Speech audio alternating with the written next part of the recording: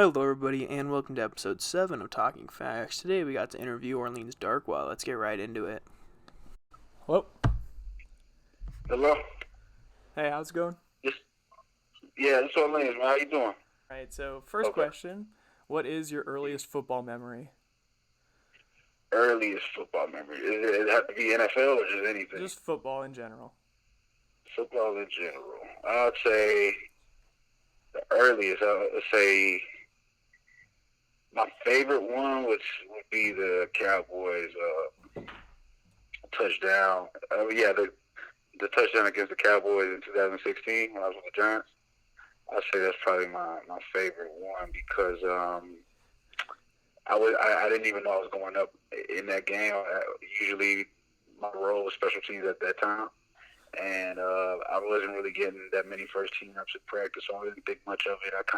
I was prepared, like I was ready, but I wasn't expecting to go in there, and then all of a sudden they told me I was going in, and that first drive was like score and have a pretty successful drive. So especially against the rivalry with the Cowboys, I thought that was pretty cool, and kind of what put my name out there. So I would say that's my favorite one.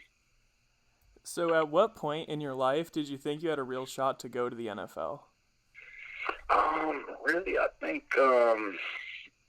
I would say honestly after my freshman year at Tulane, I think my first game, the first game of the season, I had 3 touchdowns, and I thought I felt pretty good out there, and I just wanted to keep going off of that, keep making a mark off of that. Although we didn't have a successful season, I felt like I did pretty good, especially as a freshman running back, and I knew that I could compete with some of the best. We played some teams. UCF was pretty good at the time. Southern Miss was good with Jamie Collins there. There was definitely talent that we went up against, and I definitely was successful against them as well. So I felt like I could compete with some of the best, and it showed. And so I felt like that's when I felt like I had a good shot to make it. So how did you come to the decision to attend Tulane? Let me see if I can simplify this. Basically, it's funny because my dream school I wanted to go to was UT, Tennessee Volunteers. And so I went to their camp. I think Lane Kiffin was the coach at the time. I went to their camp and won co-MVP there. And I went ahead to talk with Coach Kiffin. And I'm sitting there thinking they're going to offer me. And they said that they're waiting on a couple guys. I think this was the class with Michael Dyer, Marcus Lattimore. It was that class. And so they're waiting on decisions with them. So they didn't offer me at that time. I was really disappointed. But, I was still waiting for a while, and so I had offers from Middle Tennessee State University, UAB, Army, and then a couple smaller schools, and so I kept waiting, and I think in the same day I lost UAB and MTSU, and that's when I think this was around December, so it was getting close to signing day, and so I started kind of panicking a little bit, but Tulane came to my school probably a week before, and I researched their history and realized, they have a good history of running backs there. Matt Forte went there, Wealthy Moore went there. They kind of play the style of offense that I like to play, as far as kind of smash mouth, run the ball, run first type offense. And obviously their education was top notch. And so we actually talked to them and told them I was interested. And I went and took a visit over there. They offered me, and I accepted it right then and there. And so I'm glad, the chips fell how they did, because, obviously it kind of propelled me to the career I had. But, at first it wasn't my first option, but, I'm glad that I made that decision. So what was your favorite memory at Tulane? Favorite memory? I'd say I'd probably say the last game of my career. Well, actually, I'll say two parts. The last game of my career, I was fortunate enough. We played on ESPN that game, and it was the atmosphere was crazy. It was our bowl game, and that was the first time we made it to a bowl game in a decade. And so, all the hard work that I put in throughout the years there, our successful seasons as far as like our record was, we never went to a bowl game. And so to be able to get to that point was pretty crazy. And then, we started off pretty bad. I think we got down 21-0 at the time. And then we started, then the floodgates started opening. We started, running the ball successfully. And I ended up having 3 touchdowns that game on the national stage. Unfortunately, we didn't come out with the win. But, just to go out there that one last time with my brothers and be able to put on that type of performance, for me, winning is the ultimate prize. Obviously we wanted to hold up that trophy. But I was just happy to, at least close out my career doing everything I could have done for Tulane, and I felt like I was able to accomplish that. And then I'd say the second part was actually qualifying for a bowl game. That feeling, I don't even think it was like I had a crazy game that game, but just the feeling of, getting to that point, knowing that we've worked our tails off, the senior class, just being able to get to that point of qualifying for a bowl was pretty refreshing. So leading up to the draft, did you know what teams had interest in you? It's really confusing. I thought that I did, leading up to the draft, I didn't get a combine invite. I didn't do no all-star game and none of that. So I really just focused on pro day. And, I felt like I went out on pro day and did a really good job. And, I had some teams come up to me during that time. And, my agent was telling me that, teams was interested here and there. But, as the draft went on, I don't know if you know this, but like before the draft actually happens, a week before they call you, like teams call you and tell you, oh, we might pick you up this round, 5th through 7th. We might see us undrafted. I'm not sure, but we want to make sure we have your information and everything else. All right, cool. So I'm sitting there, thinking, oh, okay, well, I'm probably going to get drafted in 5th through 7th because that's what teams are telling me, majority of them. And then the draft happens, and 5th to 7th round, I'm not hearing my name. 7th round comes, and it's probably about 2-3 picks before the Dolphins pick, and they called me. I'm sitting there thinking I'm about to get drafted by the Dolphins. They told me they're not sure if they're going to draft me, but they really want me as an undrafted free agent. I was like, all right, cool. And this is an interesting story, too. Like, they said that. I said, cool. Well, a bunch of teams called me, so I'm sitting there waiting to see who's going to give, the highest offer or the best situation for me.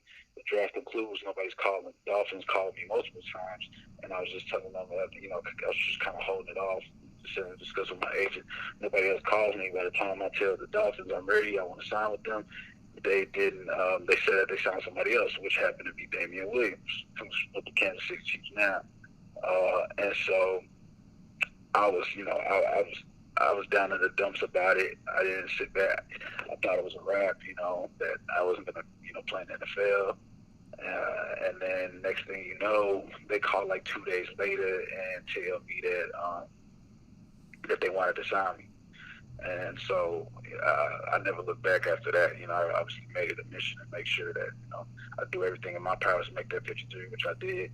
And then, kind of prepare my career from there. So how did you decide on Miami? Did you have offers from other teams? Nah, that's the thing. I was actually going to I got a rookie minicamp invite with the Titans. And so I was planning on doing that that Thursday coming up. But 2 days before that, the Dolphins called me and said they wanted to sign me. So, I didn't have any other offers or invites. But, fortunately for me, I prayed on it and just tried to, make sure I was good and positive. I tried the best I could, and luckily that phone call came in. So what helped you then decide on signing with the Giants? Well, the thing is, so when I made the 53 in Miami, they, I think like week 5, that's when they cut me and put me on P Squad. So if you know about P Squad, any team can like pick you up off of their P Squad. And so I think about what they could have been week 5 on P squad. I think about week 9 is when, or week 9 or 10, that's when the Giants called and said they wanted to sign me to the active roster. And so, the Dolphins was trying to convince me to stay, but I wasn't going to get elevated. They were just going to give me the active roster money. And so it was a quick 5-minute decision. Talk to my agent, talk to my family real quick, and we had to, once we accepted that, we had to get on a flight that same night. And so that was a quick decision, but obviously I wanted to be out there playing, and it was a great decision. And at that, I felt like I made a good decision. So what was it like finally getting that first attempt against the Cowboys and then scoring the touchdown in the same game? Oh man, it was great. It was great. I would say, for me, that's what you dream of. Being able to get that carry. Not only, I got carries from Eli, before that in my rookie season and everything. But I feel like that game, there was an importance in it. Like, we're still, obviously it was against the Cowboys. It was a heated rivalry. We're still fighting for the playoffs and stuff like that. And so it was a meaningful carry, meaningful attempts. That game was really important. And so, to get that carry, and I wasn't getting, too high or too low or anything. I just want to stay level-headed and make sure that I just go out there and, do what I always do, and that's perform. And so to get those carries, it was fun. It was great, but, obviously I wanted to take care of business, and I felt like I did. So what was it then like to get your first start at running back against Minnesota? Oh man, that was good. I liked the atmosphere was crazy. I just wanted to go in there business as usual. Like I said before, I don't take anything and get too high or too low off of anything. I just try to stay as level-headed as possible and just go out there and just try to do my job. So for me, I was very excited about it, but at the same time, I just wanted to go in there as business as usual. But that was unfortunately, we took a loss that game, but, just going into that, I was just trying to stay calm and, just perform. And I felt like I was able to do that. Obviously you look at the tape and you say, oh, what could I have done better? I always look at it, no matter if I had a 200-yard game, 250, it doesn't matter. I'm always going to look at, see, what can I do better? What did I do good here? But what can I always do better? I'm probably my biggest critic. So, I was going to every game like that. So how was your 2017 breakout season different from the rest of your seasons? I would say for the most part, just opportunity, being able to have that opportunity, that was the biggest part. I always told myself, if I get that opportunity, I'm going to make the most of it. And I felt like I did for the most part. Obviously it's a long season. You're not going to have, you're not going to always have a successful game or whatever the case may be. But, every time I stepped out on the field, I just tried to give 110%. And, I was able to have a good cast with me, too. We dealt with a lot of injuries. We dealt with a lot of adversity throughout that season, as you may know. But, all I could do was focus on what I can control. And, that's always been my thing. Not to let anybody outwork me and just control what I can control. And so I went into each game like that. And, like I said before, just make the most of each opportunity. All right, so last question. What are your plans for the future? Well, right now, I'm healthy. Fortunately for me, I tore my Achilles going in when I was a free agent in 2018. So I just spent that year rehabbing that, and, making sure I'm good to go. I feel great right now. I'm hoping to get another opportunity because, like I said, I think the last game I had was my best game. So I know that I can play at a high level. Feel like I can make an impact on somebody's team. So whenever I get that call, like it's another thing that I just don't look back and just focus on the task at hand. But at the same time, I'm a realist as well. So that's my number one priority. But I'm making sure that when it's not, if that doesn't happen or whatever, I'm looking forward to what the future lies ahead. But I'm definitely interested in staying in the game. Definitely interested in possibly coaching. So that's a good thing about playing in the NFL. You got a lot of stuff at your disposal. You meet a lot of people, and you have a lot of good connects. So, I'm kind of looking at little things here and there, certain things, but just trying to just make sure whatever I do, I stick and make sure I have a passion for it. All right, well, that's all I have for you. Perfect. Thank you for doing this. I appreciate that. Yeah, for sure. All right, well, best of luck to you, and have a great rest of your day. All right, you too. All right, bye.